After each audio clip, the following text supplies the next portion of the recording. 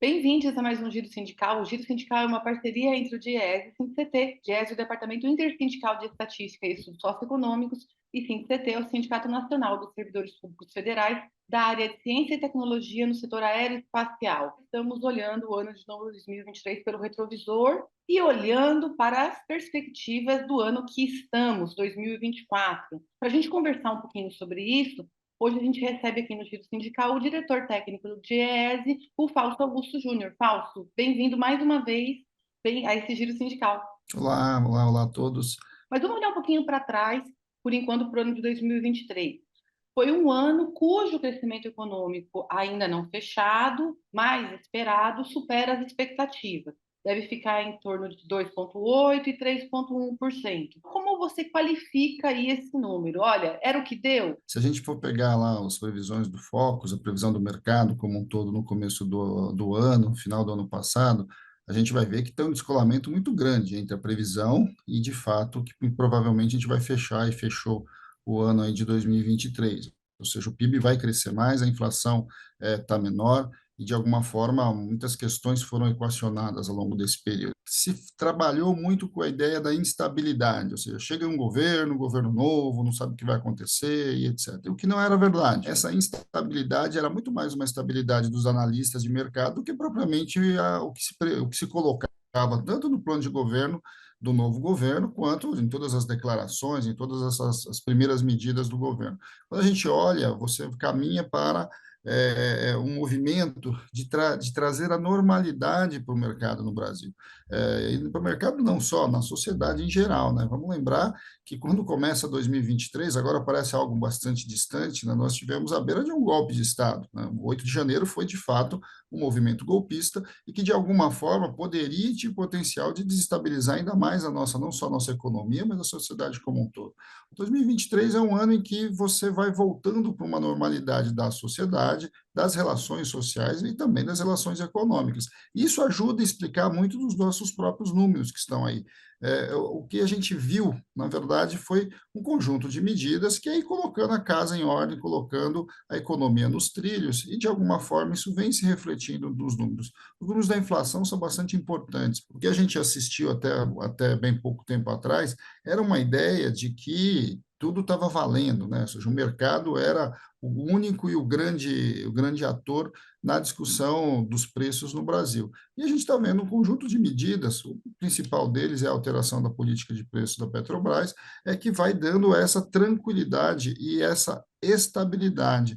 E aí, isso vai ajudar a gente a entender um pouquinho. O PIB vai crescer mais, a inflação vai ficar controlada, as próprias contas públicas ela tem lá os seus dilemas, mas está muito longe de um problema, ou seja, a gente está indo para um processo de normalização. E é óbvio, normalização não quer dizer que as coisas são tão resolvidas, nós precisamos, inclusive, enfrentar problemas que já são problemas estruturais da economia brasileira, mas, de alguma forma, esse caminho está sendo pavimentado. Encerramos o ano de 2023 com uma taxa de desemprego muito compatível com aquela que a gente assistiu nos melhores anos do Brasil, que foi em 2014. A gente está com uma taxa de desemprego abaixo dos 8%, em torno de 7,7%, mas a gente ainda segue com problemas estruturais muito graves, como a informalidade, que é difícil de debelar, mas também tem uma preocupação aí dos dados dos últimos meses, que é uma desaceleração da abertura de novos postos de trabalho. A taxa de desemprego vem de maneira consistente sendo reduzida, apesar de ter um contingente bastante alto. Nós estamos falando de quase 8 milhões de pessoas desempregadas.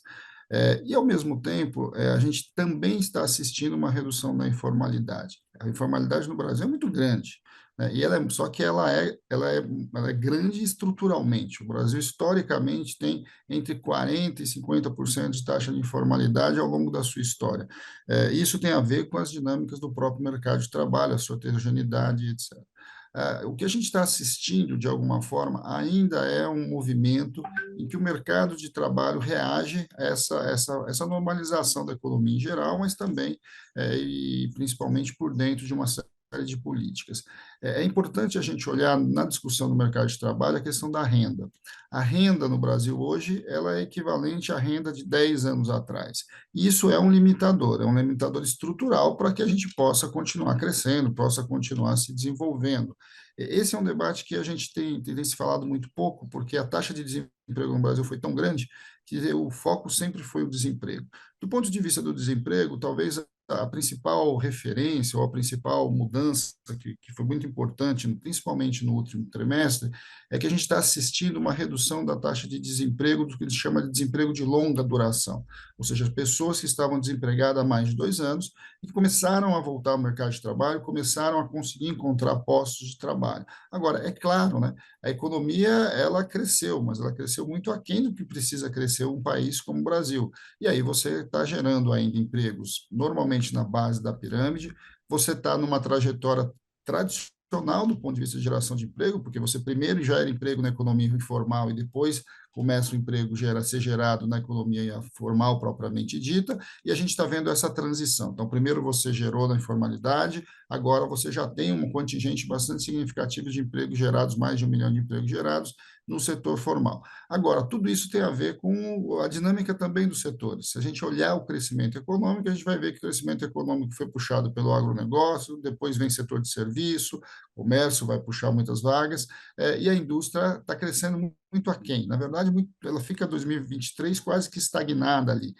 Isso impacta diretamente no emprego formal e no emprego formal de melhor qualidade.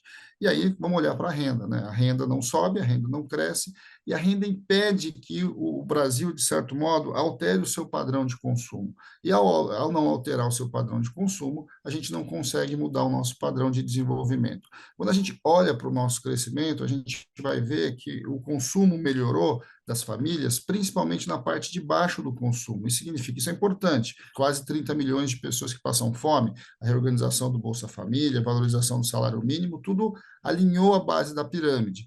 Então, quando a gente vai, a queda no preço dos alimentos, associada também a essas políticas de sustentação, né, de garantia alimentar, de segurança alimentar, são fundamentais e são importantes, mas, de alguma forma, o nosso consumo cresceu aqui embaixo. Ele cresceu na compra de alimentos, e agora, sim, né, no respiro aqui ao longo de 23, você vai ver que ele começa a crescer nos bens não duráveis, né? Ou seja, a gente ainda está chegando ainda na compra de roupas, na compra de vestuário, ou seja, são cadeias ainda bastante limitadas e são cadeias que são curtas do ponto de vista do desenvolvimento econômico. O nosso passo seguinte para o desenvolvimento é avançar no consumo dos produtos semiduráveis e nos produtos duráveis, né? E para isso aí não tem jeito, nós vamos ter que enfrentar a questão do crédito, enfrentar a questão dos juros e enfrentar a questão da renda. O Giro Sindical volta já.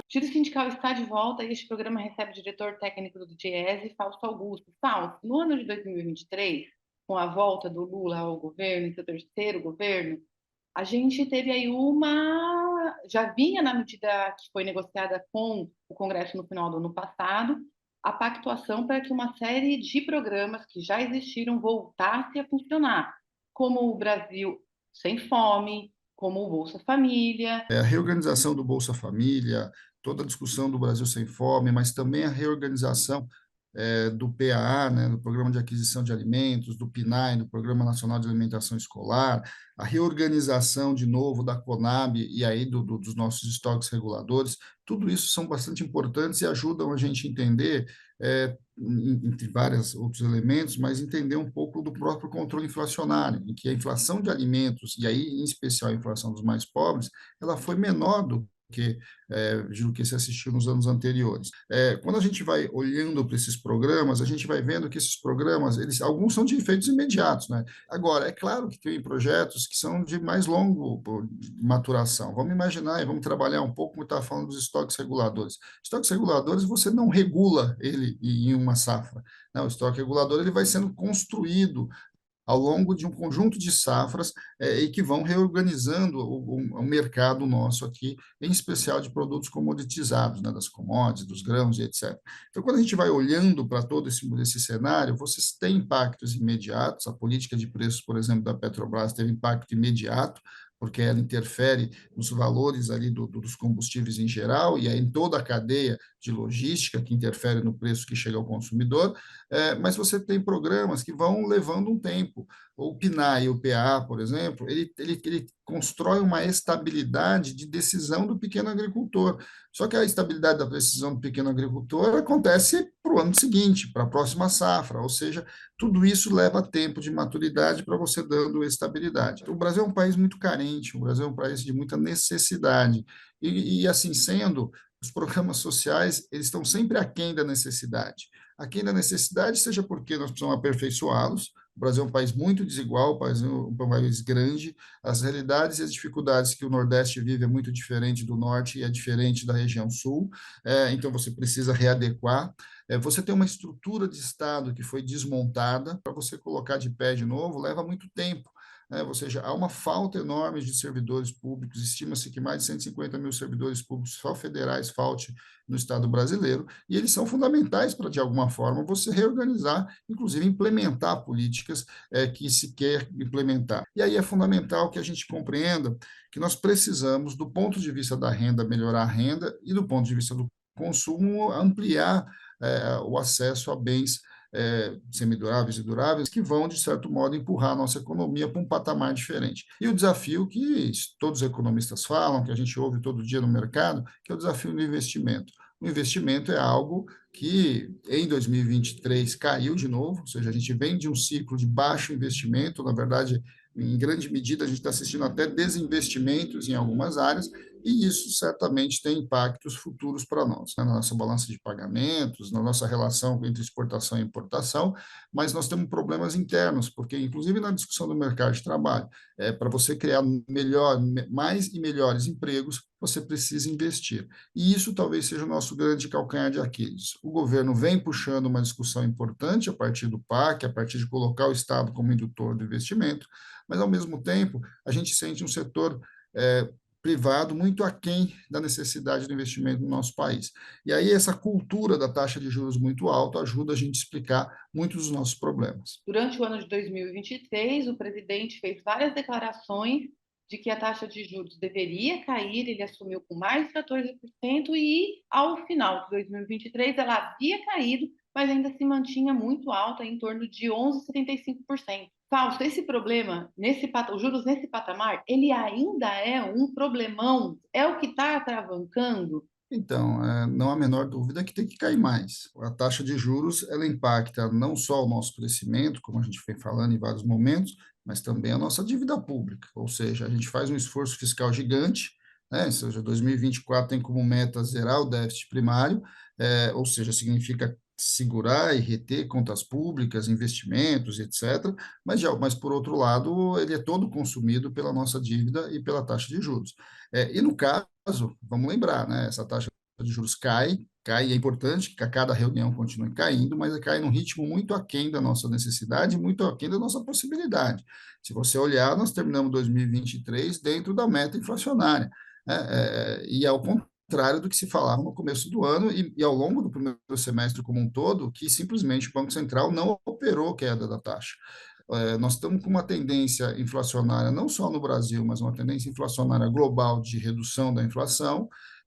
Você está vendo outros mercados, como o próprio Estados Unidos, começar a rever a sua política de juros, e o Banco Central brasileiro mantém uma queda muito, muito aquém da necessidade de investimento no nosso país. Taxa de juros altos significa, em grande medida, você segurar recursos privados e mesmo públicos, né, dentro do sistema financeiro, e que esse dinheiro não vai para a economia real. A gente precisa dar o passo, a gente precisa sair do consumo básico. O consumo básico tem limite, inclusive. O consumo básico ele não suporta um crescimento maior que a gente assistiu em 2023, e nós precisamos ampliar crédito. Sem ampliação de crédito, a gente não vai conseguir entrar nos bens semiduráveis, nos bens duráveis no nosso Brasil. E as empresas não vão fazer investimento. O problema, Renata, é que a questão dos juros não é uma questão só inflacionária. E eu diria, neste caso específico, não é nada inflacionário, porque o Brasil não tem um problema de pressão inflacionária. O nosso problema é de rolagem da dívida, né, e balança de pagamentos. A grande discussão, que é muito pouco feita,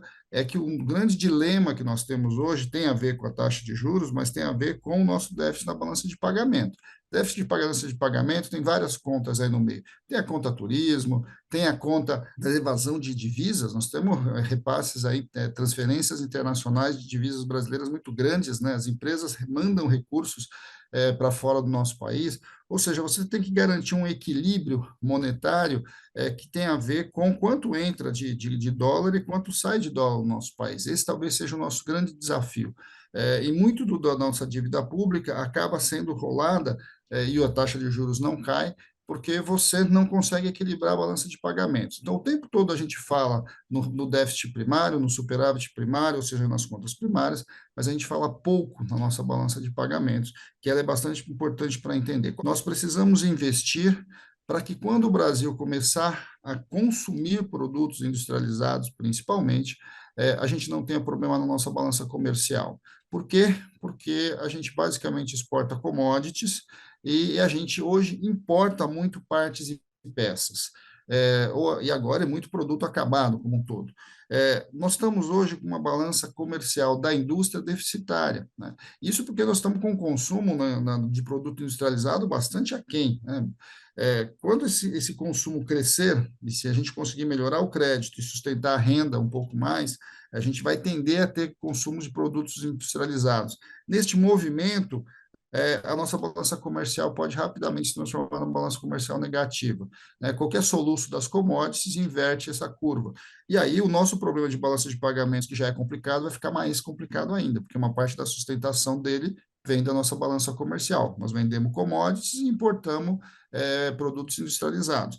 Reequilibrar isso e uma nova política industrial que, de alguma forma, reduz a nossa necessidade de importação de partes e peças é fundamental. Então, nós estamos numa discussão de juros que muitas vezes a gente fica limitado à discussão do crédito, do investimento e à discussão da inflação, que o Banco Central o tempo todo usa isso como argumento, mas talvez o nosso maior problema hoje seja garantir que o Brasil volte a ser um país produtor, né? Não produtor de commodities, mas produtor de um conjunto de bens que a sociedade brasileira demanda. Então, nós estamos naquele cenário em que 2023 foi um ano de reconstrução, colocar a casa em ordem, mas em 2024 a gente precisa dizer o que a gente quer para esse nosso país. E ao olhar para o que a gente quer no nosso país, a gente vai encontrando os limites que, de alguma forma, passa por decisões do governo, decisões do Estado brasileiro e também decisões da sociedade, da iniciativa privada e do conjunto dos trabalhadores nesse enfrentamento de um país que vai se transformando vai se transformando de maneira muito rápida num país produtor de alimentos, produtor de minérios, produtor de energia, e vai deixando de produzir aquilo que a sociedade demanda. Giro sindical volta já.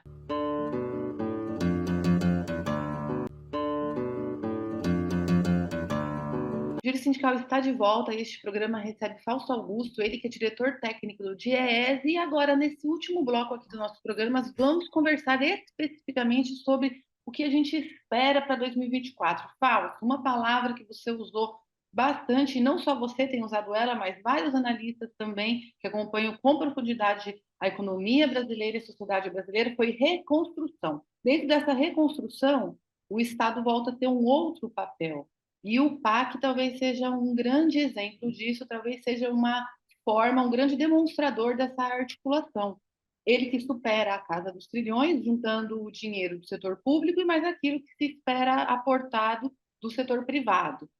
O PAC deslancha em 2024? Quando se fala muito do crescimento, estão se esquecendo, em especial, que 2024 é um ano eleitoral. E ele não é um ano eleitoral qualquer, são as eleições nos municípios. Eleições municipais comumente significam investimentos nos municípios. É só você olhar pelas cidades brasileiras hoje, a quantidade de obras que estão acontecendo. Isso não está sendo contabilizado em boa parte das previsões de crescimento econômico no Brasil, e terá impacto. Todo ano de eleição municipal, você tem uma reorganização e você tem um investimento público pulverizado no Brasil inteiro, com o objetivo do prefeito se reeleger, de eleger o seu sucessor e assim sucessivamente. Como você veio num ano de reequilíbrio fiscal, de reorganização da economia, mas também com um contingente bastante grande de emendas parlamentares, hoje uma parte significativa, quase um terço do orçamento discricionário do Estado brasileiro, da União, o discricionário é que o governo tem a escolha, ele decide o que gastar, ele tá vinculado à emenda parlamentar, né?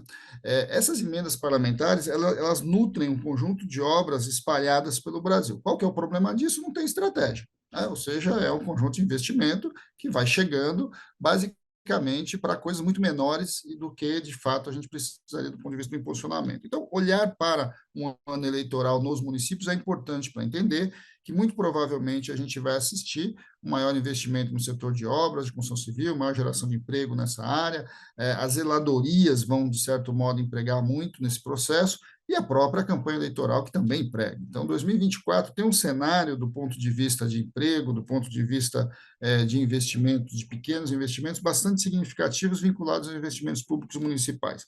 Agora, o passo seguinte e as questões estruturais, né? As questões estruturais passam pela proposta do PAC.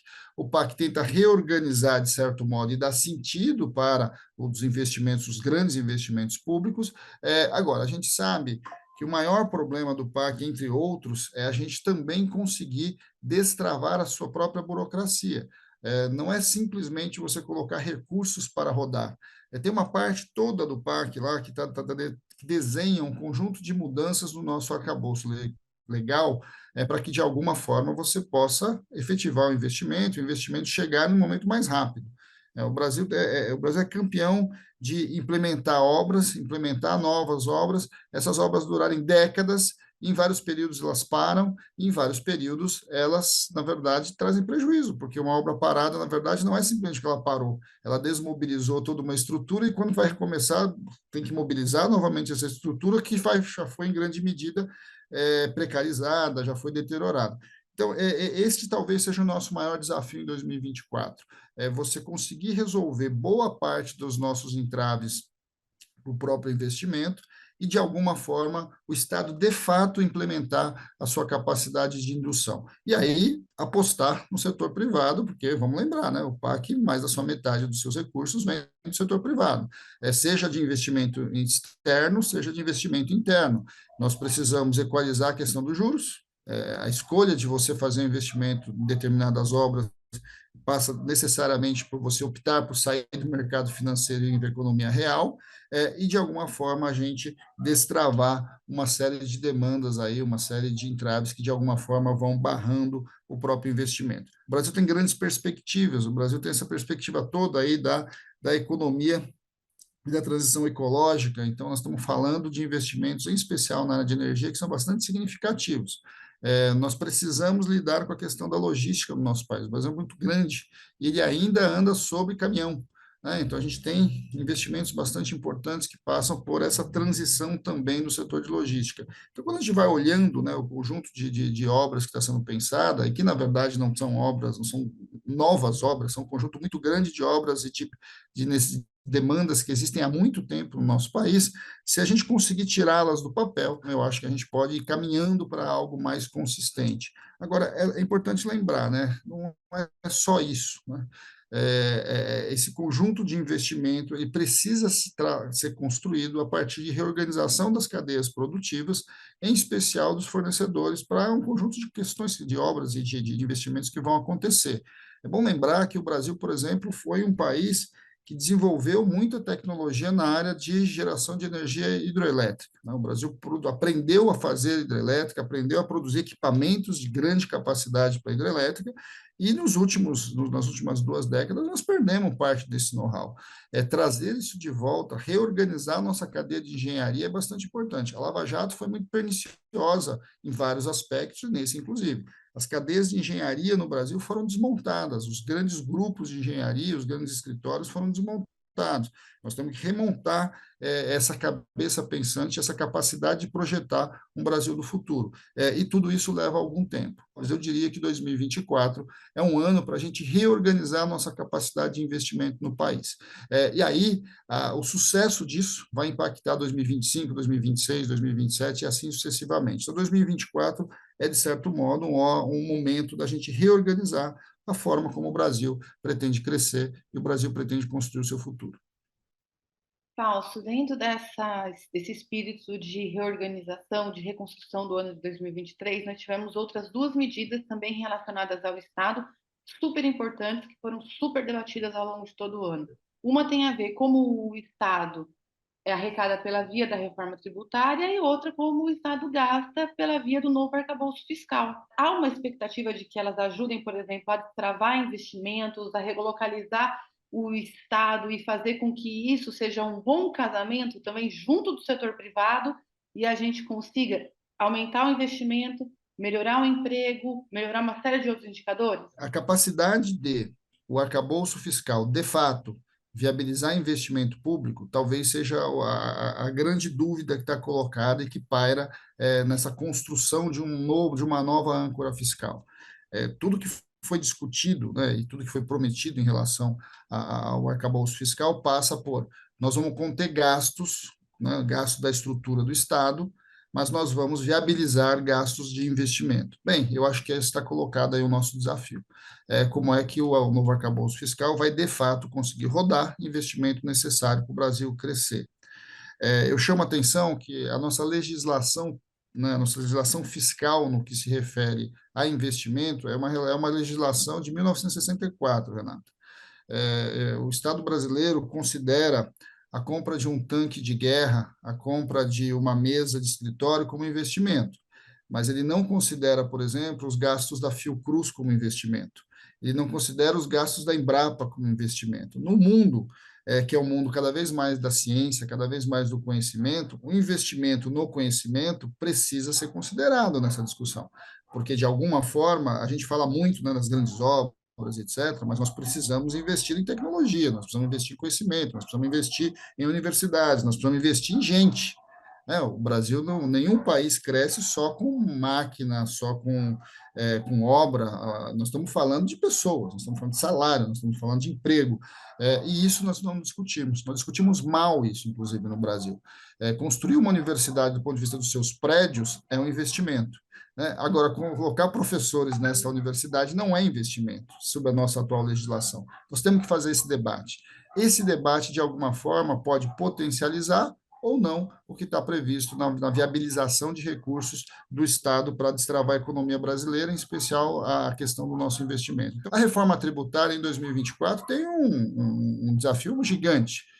Nós simplificamos, basicamente simplificamos, foi importante a reforma tributária que foi aprovada em 2023, mas em 2024 nós precisamos enfrentar. Nós precisamos enfrentar a questão do imposto de renda. Não é possível que pessoas que ganham 2 salários mínimos paguem imposto de renda e, em vários momentos, podem pagar, inclusive, mais do que aqueles que ganham muito mais do que 50, 100 mil reais por mês. Nós temos que alinhar a nossa tabela de imposto de renda. O pobre precisa sair do imposto de renda. Quem tem que pagar imposto de renda são os mais ricos. Esse vai ser um grande desafio. E, ao mesmo tempo, nós vamos fazer o debate, muito provavelmente esse ano, da desoneração da folha. Né? E aí tem riscos e oportunidades. A gente viu o embate entre o governo federal e o Congresso Nacional dos 17 setores da desoneração da folha, a gente viu divisão, inclusive, entre as visões dos próprios trabalhadores, e nós vamos ter que fazer um debate significativo. Nós precisamos custear a nossa previdência, nós precisamos custear a Seguridade Social no Brasil de um lado, e, ao mesmo tempo, nós precisamos viabilizar um espaço econômico interessante para que a gente continue com os diversos setores ampliando a sua capacidade produtiva. Mas eu insisto, né, nós precisamos cada vez mais taxar os mais ricos, né, desonerar os mais pobres, nós precisamos desonerar o investimento e nós precisamos taxar a especulação. Esse é o desafio. Agora, não é um desafio fácil. A discussão tributária passa por grandes grupos que defendem os seus interesses dentro do Congresso Nacional e que, de alguma forma, normalmente, a carga acaba caindo sobre aqueles que pouco conseguem se mobilizar, em especial aí, o conjunto dos trabalhadores. Então, eu quero te agradecer demais aqui e vamos torcer, vamos trabalhar juntos aí, o GES, junto do movimento sindical, para que isso tudo se fortaleça, se concretize. Sem a menor dúvida, eu agradeço a possibilidade de conversar com vocês, com quem nos assiste. É um ano de disputa, eu diria, maior até do que a disputa de 2023. E, para isso, nós precisamos do movimento social organizado, do movimento sindical forte, para que a gente possa, de certo modo, fazer as disputas dentro do Congresso Nacional, na mídia, na sociedade em geral, para a construção aí de um Brasil melhor, mais justo, mais solidário. De novo, agradeço a possibilidade. Então, aí a discussão, vamos ter muitas discussões aí no Giro Sindical ao longo desse ano. Obrigada, seguimos.